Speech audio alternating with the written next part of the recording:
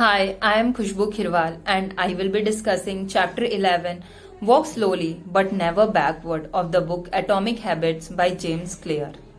The author starts the chapter by talking about a professor at the University of Florida. On the first day of class, he divided his film photography students into two groups. Everyone on one side of the classroom would be part of the quantity group.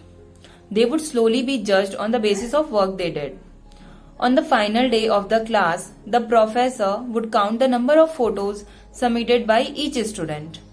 On the other hand, everyone on the other side of the classroom would be part of the quality group. They would be judged only on the basis of the excellence and quality of their work. They would have to produce only one photo during the entire semester, but that one photo would have to be perfect image. At the end of the term, he found that all the best photos were produced by the quantity group. In the process of taking hundreds of photos, they improved on their photography skills. Meanwhile, the quality group was busy thinking about perfection and they showed a mediocre performance. The author says that we are so focused on figuring out the best approach that we never end up taking action for the same. There is a difference between being in motion and taking action.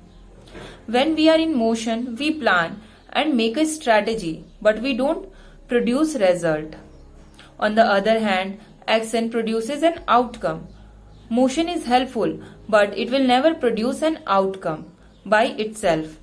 We find it easy to stay in motion but not take action because we make us feel that we are making progress without fear of failure. We always prefer to avoid criticism.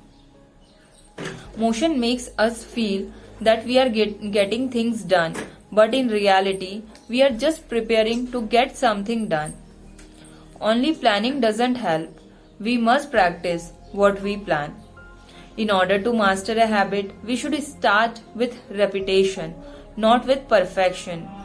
We just need to practice a new habit.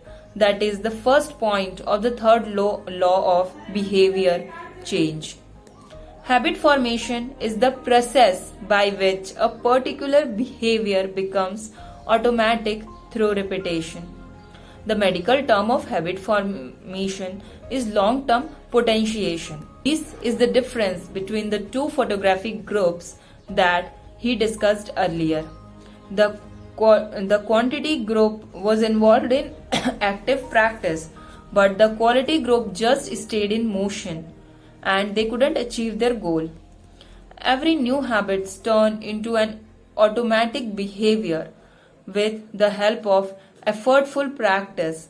This is known as automaticity.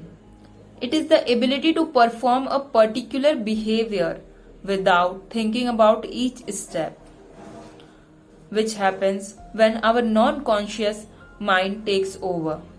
Thus, to build a habit, we must practice it. For that, we should follow the third law, make it easy.